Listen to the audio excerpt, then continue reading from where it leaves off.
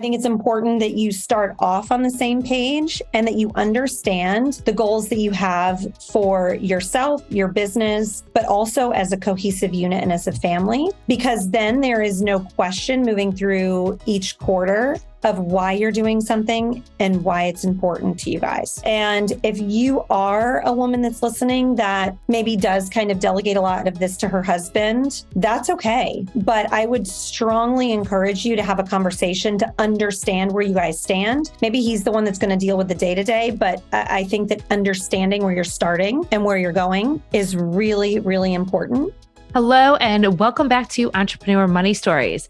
Today, I have Bernadette, Girvin, and Michelle on the show. Bernadette is the CEO of Girvin Financial Group, and I am really excited to have these women on the show to talk about radical ownership. You guys have heard me talk over the years about tough love and our need to take responsibility of ourselves and our businesses. So I want you to leave the excuses behind and tune in to my amazing conversation with Bernadette and Michelle. Bernadette, Michelle, thank you so much for coming on to Entrepreneur Money Stories. Welcome to the show. Thank you.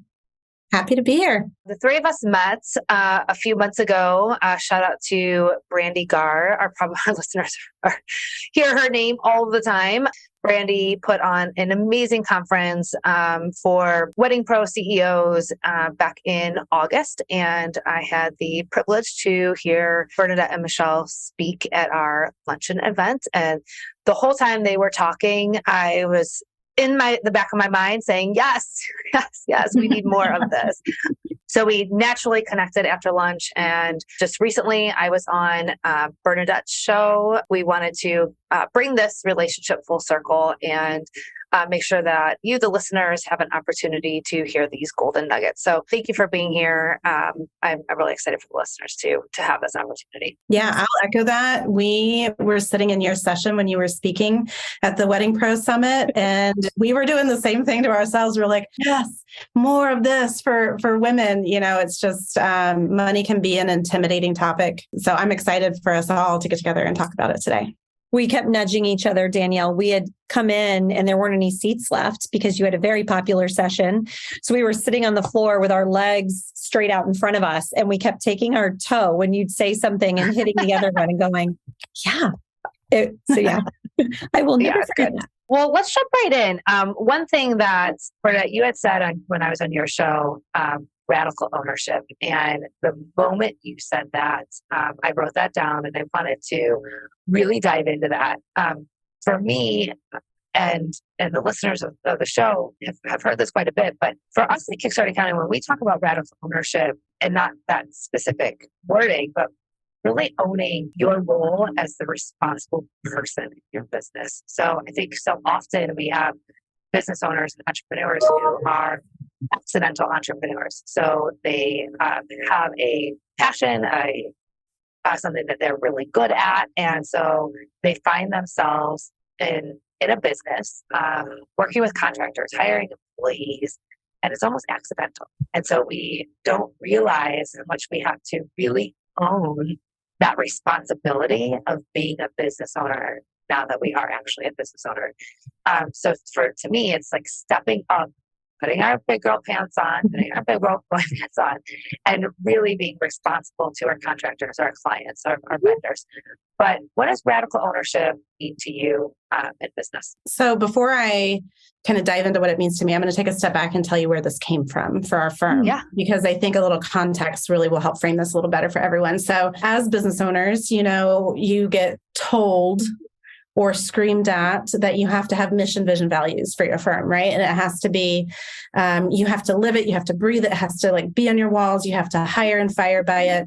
You have to communicate those things to your team members all the time. Very, very important. And I agree with that 100%. Vision and mission was identified for our firm very early on, but we really struggled with identifying values for our organization because we're not value-centric people. It just felt like one of those exercises where we're like, okay, here we go again. We're going to talk about mission, vision, values, and then we're going to come up with these values and we're never going to talk about it again. It's just going to be these words on a wall. And so for the first, I'd say year and a half, 2 years of our business, we really struggled with that. It's like, how do we create a value system by which we operate? We make all hiring and firing decisions. We make all client experience decisions, all of those sort of things. And my business partner goes to a church here locally, and they announce for all new people that come into the church, their house rules. So if you're going to come be a parishioner at their church, like, here's how you show up, here's how you operate. And he was like, oh my gosh, I think we need to take this and implement that in our firm. And we did.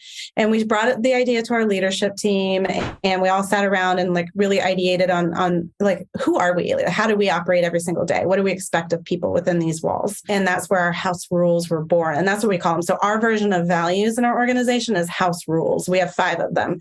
And you could probably walk out into our space out there and ask anybody what they are, and they'd be able to rattle them off the top of their head. And for us, it was way more impactful than just values like loyalty, integrity, whatever it may be, that people had a hard time articulating. And these were like very actionable things. So our 5 are radical ownership, let's play, choose your attitude, lifelong growth, and dream big. And all of those things mean something to everybody. And we talk about it all the time. Like, hey, that was not taking radical ownership of this thing, that, or the other. So that's a little history of like where these we call them our house rules came from. But radical ownership in particular was one that was like very easily identifiable for us, because we work in a very service-based industry. We're not selling a widget or a product necessarily every single day. You know, if you're working inside of a service-based industry, one of the hardest things about scaling that organization or that business is delivering the same level of experience to every client or customer that walks through your doors. And because we're a financial planning and consulting firm, we deal with people who are unpredictable, they're just hard. People are hard to deal with. It can be challenging to create really strong SOPs around everything that we do. And so radical ownership for us was a way to impart upon our team the importance of like owning every aspect of their job, and even things that are not technically within their job description. And for us as business owners, Claudio and I, and Michelle would say the same thing as one of our advisor consultants here in the firm, we have to take radical ownership of every aspect of our business every day. Like it, whether we like something or not, we have to show up and we have to take ownership of everything that happens inside these walls every day. I like numbers because that's what I've been doing for most of my career. So it's not hard for me to dig into that kind of stuff. But I think of that, for your listeners that are running a business, that are really great in that zone of genius of selling that product or service, doing your books, looking at your numbers, understanding your metrics may feel like a daunting, boring, I just don't want to do it task.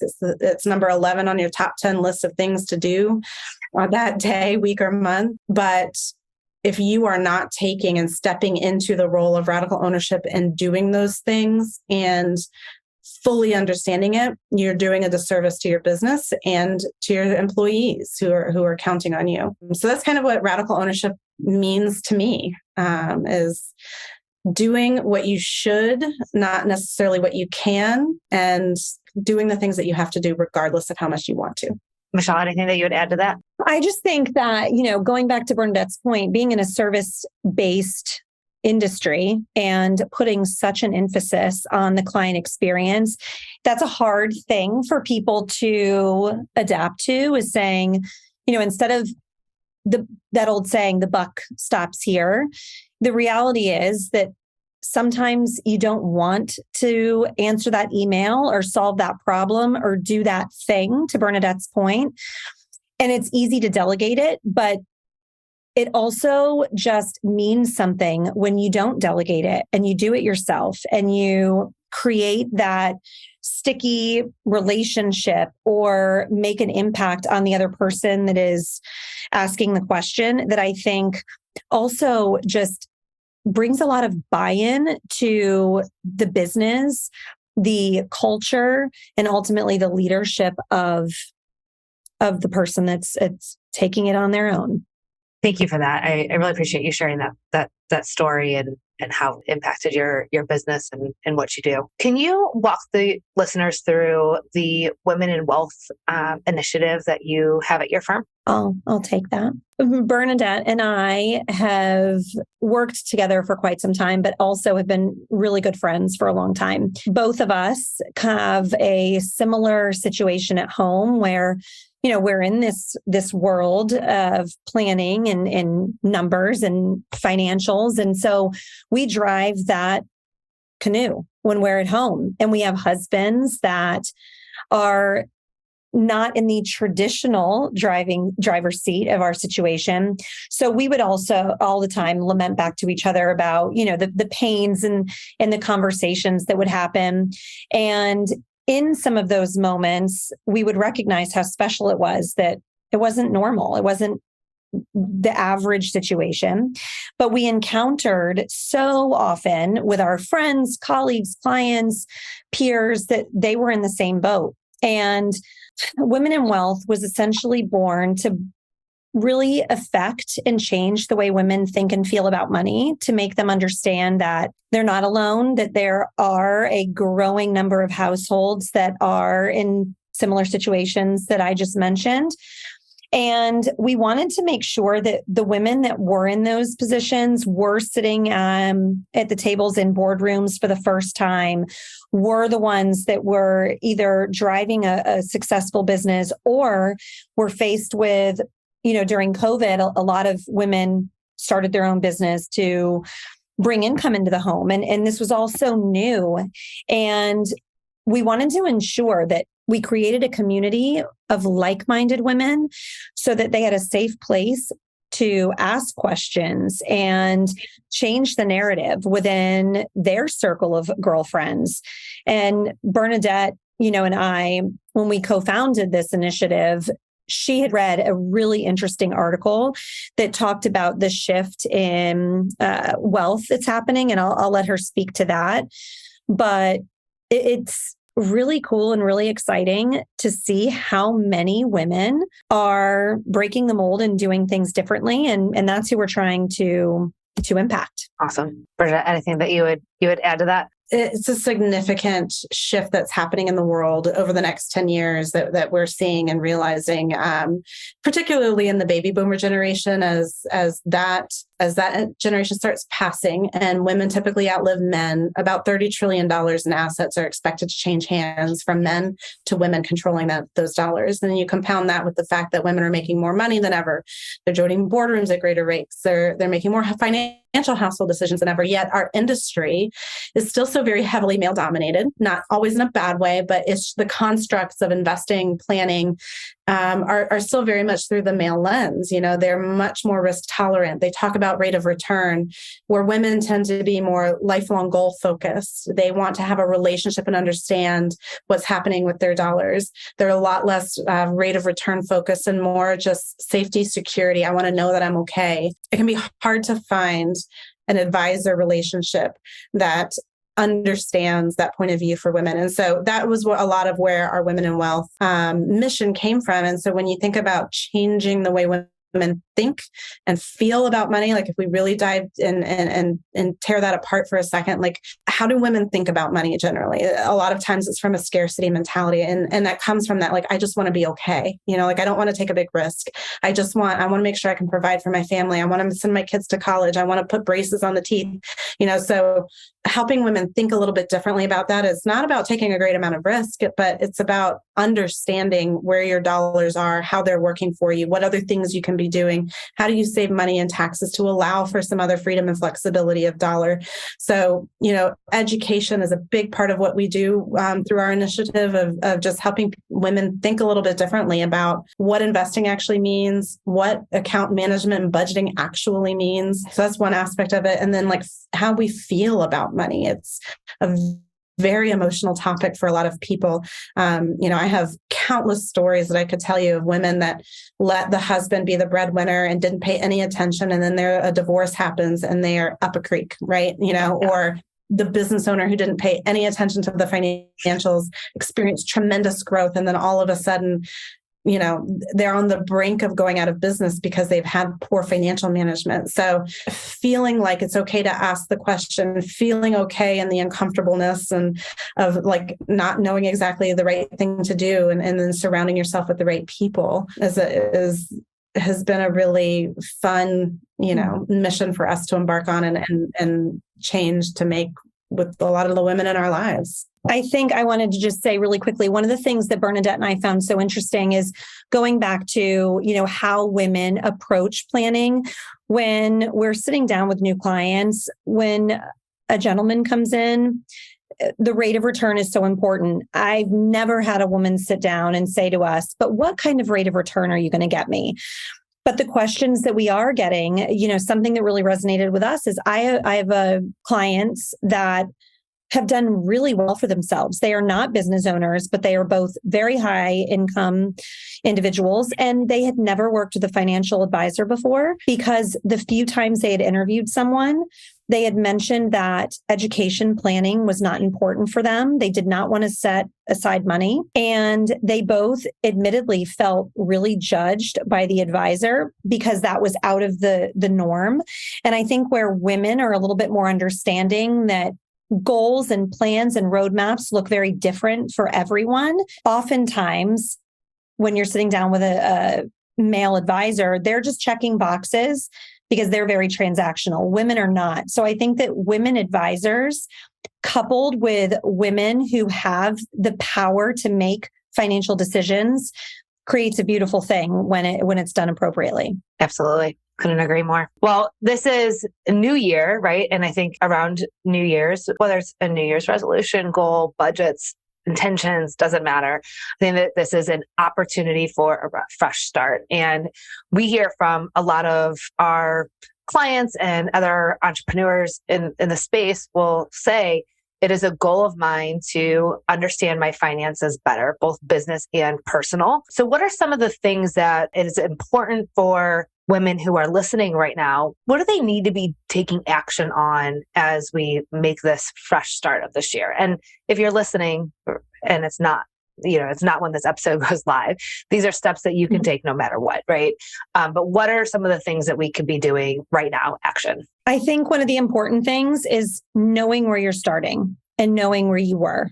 So, we all feel that new year, fresh start vibe. And I think it's important that even if you're a woman, that you're a business owner, your husband or partner is also doing really well, and you think of your business as just something that's green and growing, and maybe he's driving the bus. I think it's important initially to have conversations about the two of you as a whole. So schedule a date night, go out. My husband and I are actually doing this tonight where we're sitting down and saying, okay, this quarter, what are our goals? What do we need to plan for financially? What do we need to make sure we have money set aside for because it's something big that's coming up? I think it's important that you start off on the same page and that you understand the goals that you have for yourself, your business, but also as a cohesive unit and as a family. Because then there is no question moving through each quarter of why you're doing something and why it's important to you guys. And if you are a woman that's listening that maybe does kind of delegate a lot of this to her husband, that's okay. But I would strongly encourage you to have a conversation to understand where you guys stand. Maybe he's the one that's going to deal with the day-to-day, but I think that understanding where you're starting and where you're going is really, really important. I can go on and on, Bern. So if there's something that you want to jump in on. Yeah, I would say I have two real pieces of advice. One, secure your money team.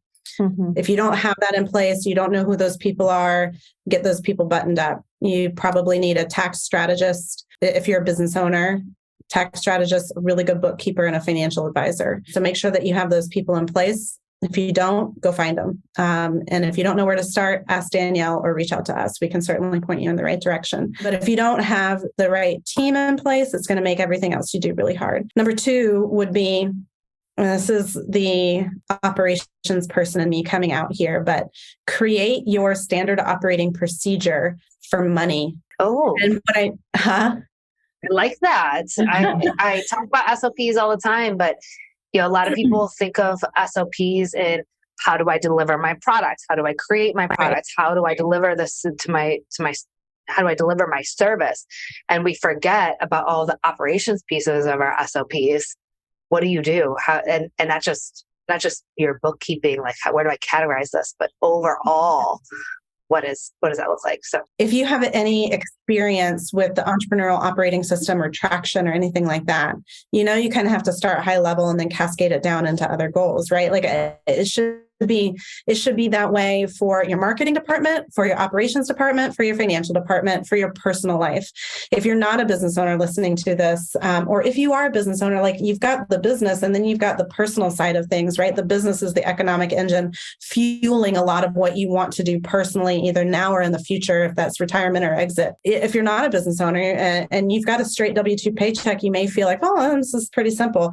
Your family enterprise should be treated like a business from a financial standpoint. And if you're not treating it as such, I would submit to you that you're probably losing opportunity from a financial standpoint and saving a little bit more, being more aware of your budget. So your standard operating procedure around your money should be, how often are you reconciling budgets, cash flow statements, things like that.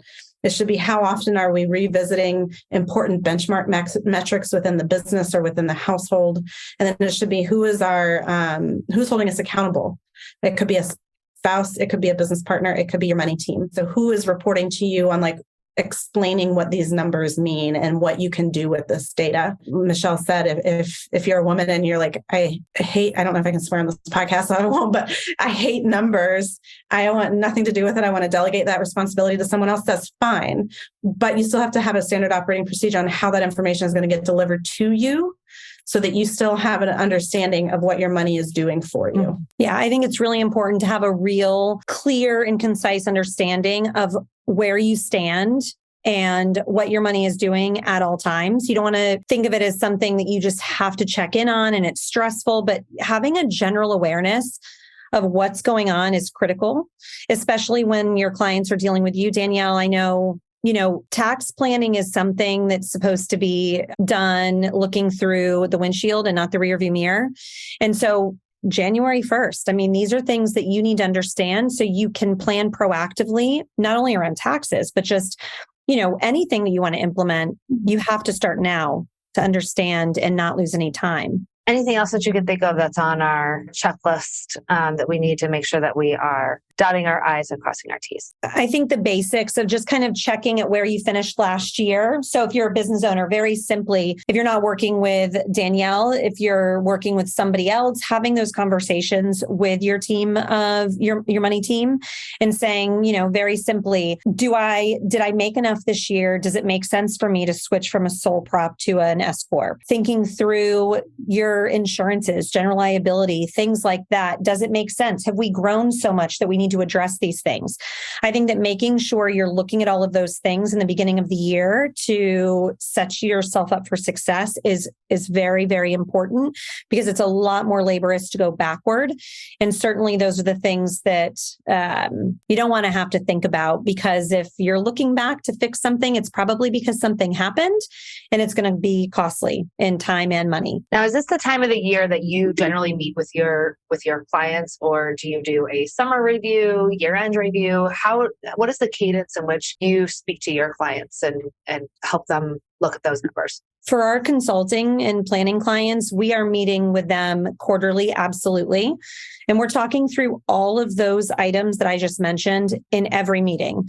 Oftentimes, working with business owners, things pop up. So we're talking to people pretty frequently, but we are initiating quarterly conversations for everybody to start the year. I think that's important for everyone to understand, that if you are not talking to your financial advisor and they are not initiating that conversation, it is a standard to have that conversation on a quarterly basis. So if you're not receiving that from your financial advisor right now, ask for it. If it's not a good fit, right? We have a team that does offer that. I think too often we accept what we have today because it's difficult to make a change. So I don't hear from my tax accountant and I'm irritated by it. We'll do something about it, right? I don't hear from my financial advisor. I'm not scheduling those meetings. Well, you don't have to deal with that low standard.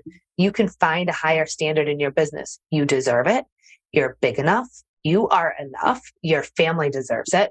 And you need to put that time and attention on your business. So creating time and space to be able to have those meetings. When you're working with your clients, how do you keep the money mindset strong for an entrepreneur, right? There's a lot of pressure for women. We might be running a business and handling our household finances. It's a lot of pressure. How do you suggest and work with your clients to improve and keep the money mindset strong?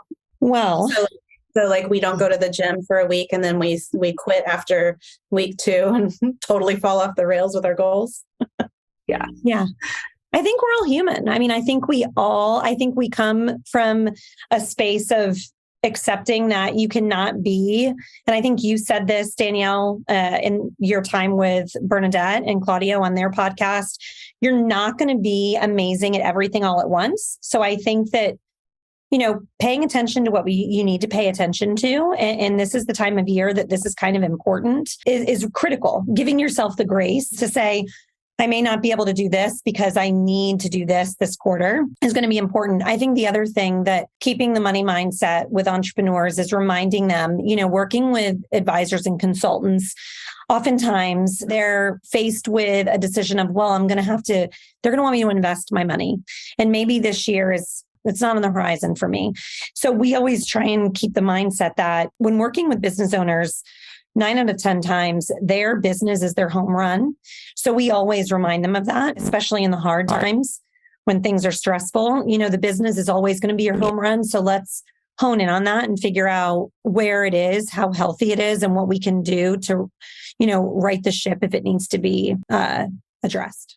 Today's show is brought to you by Kickstart Accounting, Inc. Are you ready to take control of your finances and pave the way to sustainable profit? Look no further than Kickstart Accounting, Inc., your trusted bookkeeping service since 2015. They've worked with thousands of other business owners, so they understand your unique needs. What really actually sets them apart, though, is that they're entrepreneurs themselves, dedicated to entrepreneurs like you. Kickstart Accounting Inc.'s strategic framework empowers you every step of the way. They will start with their safe and secure onboarding process, use their magic to set up QuickBooks, and provide you with their easy-to-read financial snapshot. Don't forget, you'll have a dedicated team to ensure that your financials are accurate and on time. Don't let bookkeeping overwhelm you. Trust the Kickstart Accounting Inc. team today. Visit kickstartaccountinginc.com to book your discovery call and get started.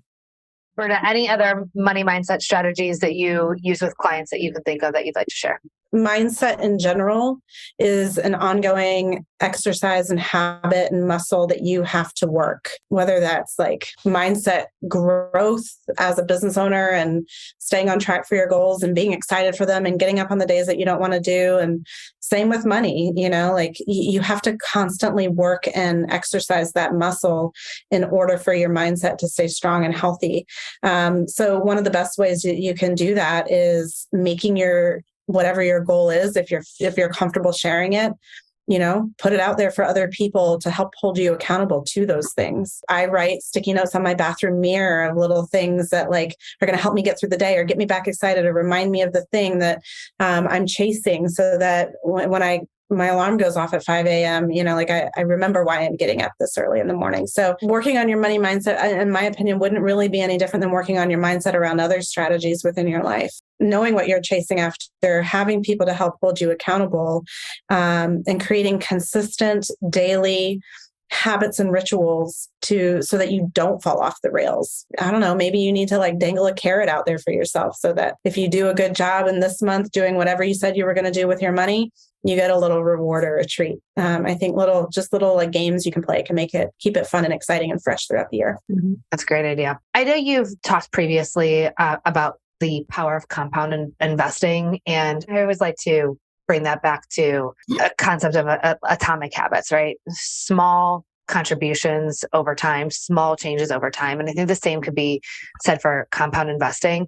I hear the business owner who says, all right, I hear you, thank you, but I don't have the extra cash right now to work with the money team. I don't have enough to go hire a financial advisor. Maybe you could just talk a little bit about what is the power of compound investing now, and where is a good place for somebody to start? If they only have $100 a week or $100 a month to start with, is that enough, right? Where can we start and what could be the power of that? Well, I think a really good book to read that kind of drives this point home is the compound effect. And one of the things that really stuck out to me when I was reading it is doing something, even something very small over and over again, eventually becomes something significant and meaningful. So to your point, if somebody doesn't have a surplus of money every single week or month that they feel is enough, it doesn't have to be enough. There's no standard that you need to meet for yourself. So even if it's $25 a week, even if it's something very small of saying $25 a week, I'm going to set up a Roth IRA,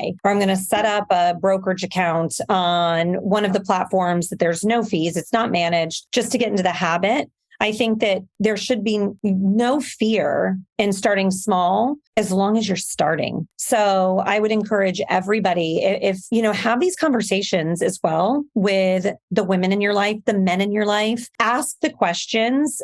So if you don't feel that you're at a point for an advisor, ask someone else that may have a brokerage account. Hey, how do I set that up? And no one needs to know where you're comfortable starting, but you're starting, and that's all that matters. Yeah, I'll add on to that just like a quick, easy example that some of you may have heard before. I don't know. But if you take somebody who's 25 years old who invests $100 a month into an investment account, IRA, Roth IRAs, traditional investment account for 40 years, when they retire at 65, it's going to be worth over $1 million. If you take that same person and you delay them starting that just by 10 years to at age 35, they'd only have around $300,000. So the compounding money is a real mathematical equation that can have a significant impact on your overall net worth over time. So $100 a month may not sound like enough. And, first of all, my psychology brain goes to, okay, well, let's start with challenging the idea or definition of what is enough.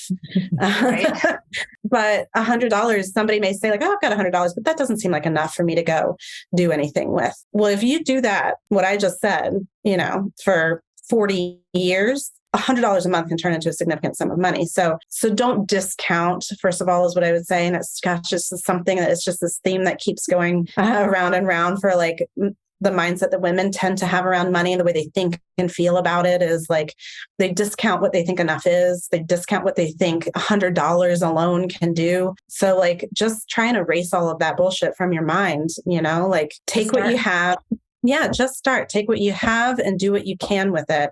And you'll be surprised if you just put some discipline, what can happen. Well, and I also think too, another big issue for a lot of women is the confidence gap between women and men. And oftentimes just starting, you're going to learn, you're going to fumble through it, but you're going to learn. Inevitably, your confidence will grow. You'll ask more questions. You'll be a little less fearful.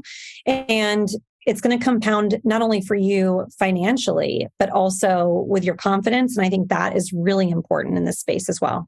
Yeah, I try to talk to my daughter who's 17, she'll be 18 in a few months, about the power of compound interest and compound investing and getting started with something so small right now that there's so much power in that compound investing concept and wherever we're at in life, even if you missed getting started early on in your career and your entrepreneurship endeavors, you can start right now and still reap the benefits of that compound interest and compound investing. So thank you for that. Any last closing thoughts that you'd like to leave listeners with as we approach 2023? I have two very tactical, very granular investment pieces of advice for everyone. Kind of going back to our previous question of like, what do we do? It's the beginning of the year. It's a fresh year. What are some things that we can do to like make the most from a financial standpoint?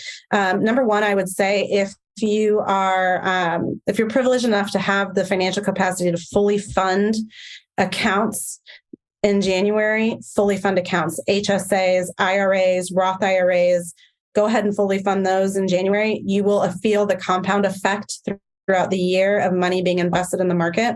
I know a lot of people say, well, I'm not dollar cost averaging, but if that's a consistent thing that you do every January, you're just dollar cost averaging over years rather than every single month. So that would be number one. Number two is from a tax planning perspective. If you have investment accounts and don't have a tax overlay strategy on those accounts, ask your financial advisor about that. Don't wait until the end of the year to be doing tax loss harvesting. Everybody always thinks that that's just the time of year to do it. But start doing that now. Make sure that's a part of your overall investment strategy is managing taxes and not waiting until the end of the year to do it. And I would add, everyone knows this economy is a little bit kooky right now. And one of the things that we're telling all of our clients is cash right now, liquidity, it should be in the driver's seat of everybody's plan. And when we say cash or liquidity, it doesn't have to mean that it's in your savings account. There are places you can put cash. People think about brokerage accounts and think that's not liquid. I mean, technically it is. You can get to it pretty quickly, and that's important. But I think that if you could look back at the last time we were in a situation like this in 2007 and 2008, anybody that came out of that recessionary period that not only survived but thrived were the people that had the cash to take advantage of the opportunities as they presented themselves. So for business owners right now, you want to just keep that in the back of your mind. There's going to be, opportunities with acquiring assets or capturing different market segments that may be part of somebody else's business that doesn't make it. And I think it's just super important that we are all prepared as much as we can be and in a really good place to seize the day when those opportunities come up. All right, ladies, thank you so much for being here, sharing your wisdom and your time. Where can the audience stay in touch and learn more about you and what you're doing? Michelle, pimp us out. You can find us on the web, of course, our website. Oh my God, you were so born in 1981. Oh my God, it's terrible. You can find us on the web. You can also, obviously on Instagram, Bernadette and I co-oversee and have a lot of fun with our Women in Wealth account. And GFG Solutions is the website, and there is a special tab there for our Women in Wealth initiative. Yeah, we'd love to hear from anybody that wants to reach out. Great. Thank you so much for being here. I appreciate it. Thank you. Thanks, Danielle.